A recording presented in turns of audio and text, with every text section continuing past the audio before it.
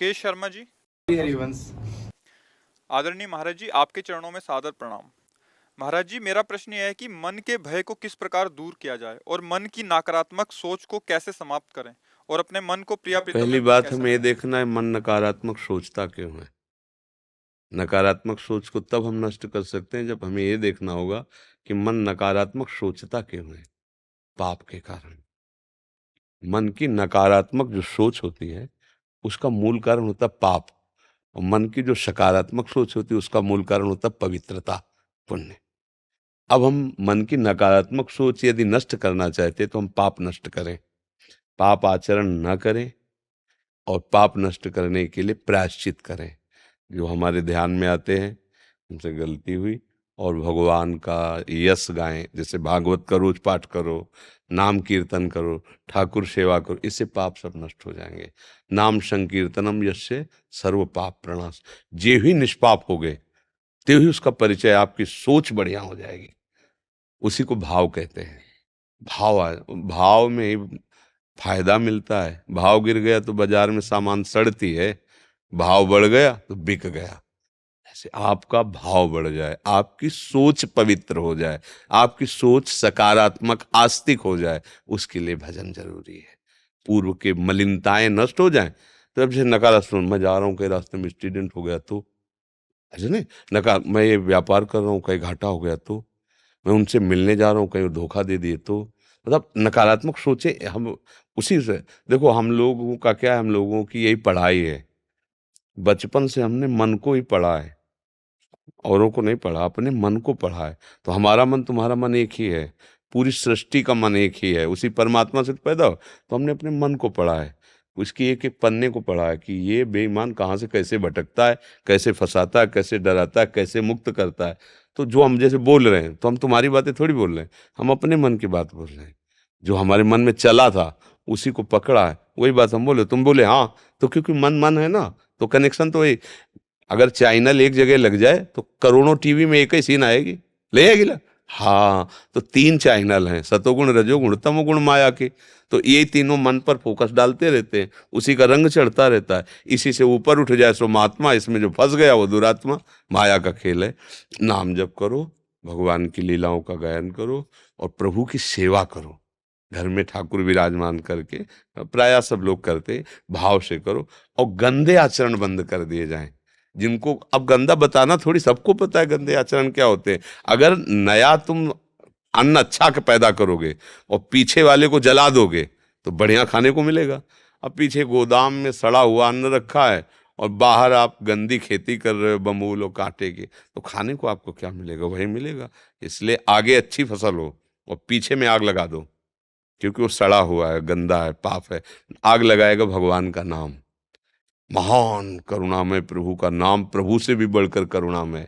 राधा राधा जपो, कृष्ण कृष्ण जपो, जो आपको गुरु जी ने दिया, जो आपको प्रिय हो वो नाम जप करो। और रोज भगवान की कथा भगवान को सुनाओ, उनके सिंहासन के सामने बैठ, एक अध्याय दो अध्याय, जैसे भागवत है ना, संस्कृत ना आती हो तो हिंदी से, हिंदी में एक अध्याय दो अध्याय, प्रभु बहुत प्रभु प्रसन्न होते हैं। हाँ, भगवान की चर्चा भगवान को सुनाओ, सामने उनको बैठकर नाम कीर्तन करो, जय घोष करो, भोग लगाओ, आरती करो, अभी हृदय पवित्र हो जाएगा।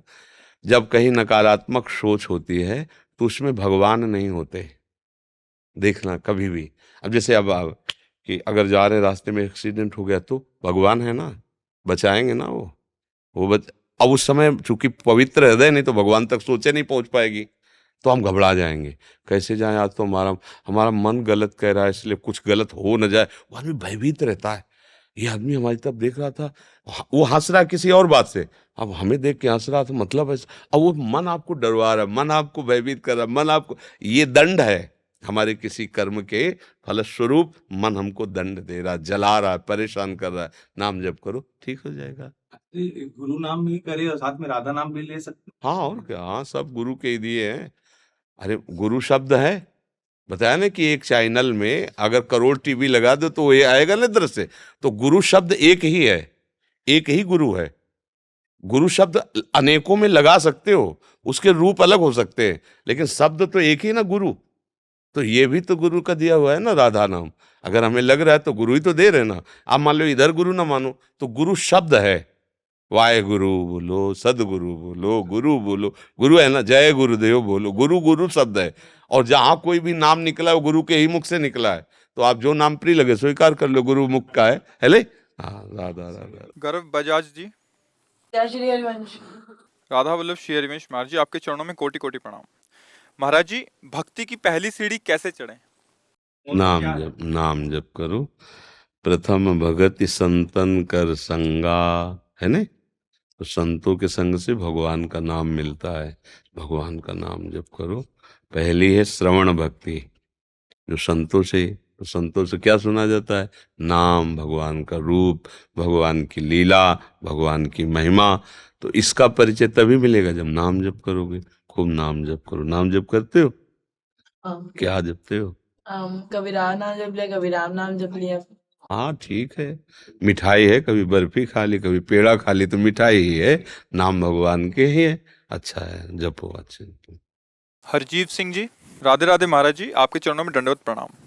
महाराज जी, पिछले 2 महीने से आपके दर्शन यूट्यूब के माध्यम से करने का सौभाग्य मिला, तब से आपको लाइव देखने का बहुत अभिलाषा था। महाराज जी, मेरा प्रश्न यह है कि जब मैं ध्यान में बैठता हूं तो संतों की कृपा से स्वरूप के दर्शन करने को मिलते हैं, लेकिन मन में ख्याल बहुत आते हैं। ऐसा कोई उपाय बताएं जिससे मन में ख्याल आना बंद हो जाए और स्वरूप में और डूबना हो। स्वरूप का दर्शन अभी सही बात नहीं है। मन और स्वरूप दोनों बिल्कुल अलग हैं। अष्टधा प्रकृति में मन है और चिदानंद भगवद अंश स्वरूप है। जब स्वरूप का परिचय मिल जाएगा तो मन की सत्ता खत्म हो जाएगी। स्वरूप किसी और का नहीं, आपका है। स्वरूप आपका, ये आप नहीं है, ये तो आपकी देह है, ये तो आपकी पोशाक है। आप हमारी बात को समझ पा रहे? जो सत है, जो ओंकार स्वरूप है, वो निरंतर चिंतन के प्रभाव से अपने स्वरूप का परिचय मिलता है। अपना स्वरूप जानते हो? अभी स्वरूप का आप संबोधन जो किए, वो किसी संत के या भगवंत के रूप से ले रहे हैं या अपने स्वरूप से ले रहे हैं? उत्तर दीजिए। आपको ध्यान में क्या दिखाई देता है?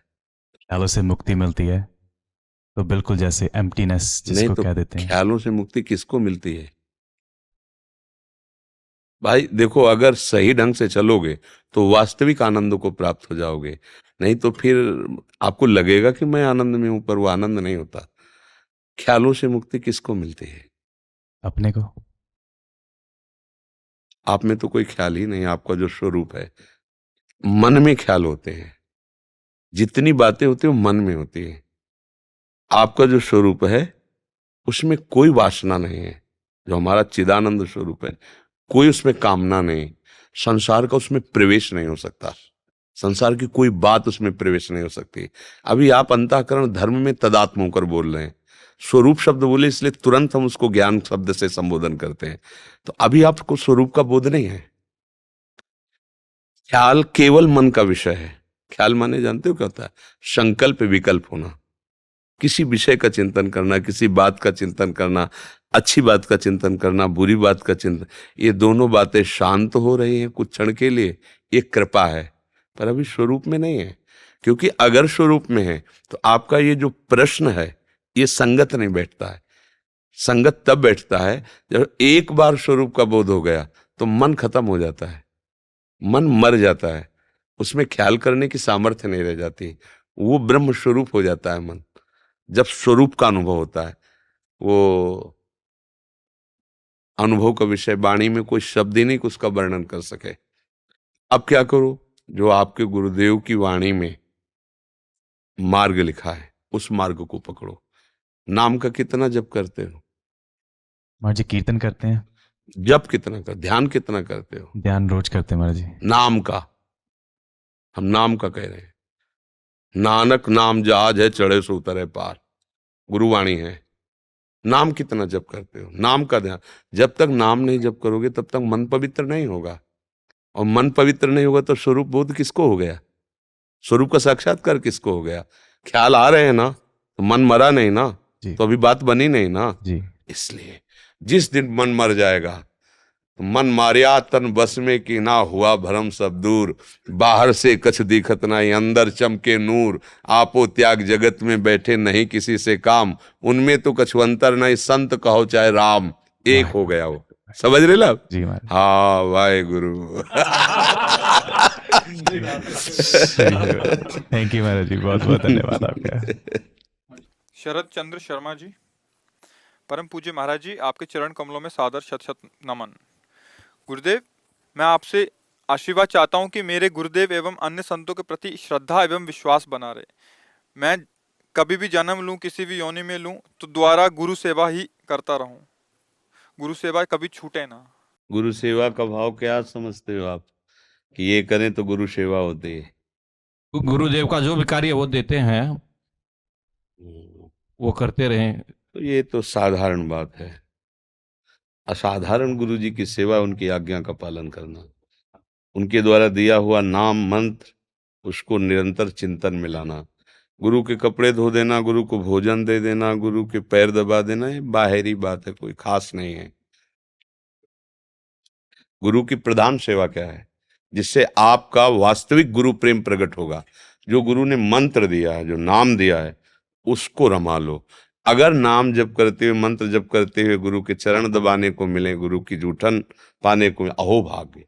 अगर नहीं तो, अगर नाम जप नहीं चल रहा, मंत्र जप नहीं चल रहा हो, आप गुरु के पैर भी दबा रहे हो, कपड़े भी धो रहे हो, तो भी आप गुरु का अपमान कर दोगे, आप गुरु की अवहेलना कर दोगे, क्योंकि तुम्हारे अंदर क्षमता नहीं आएगी।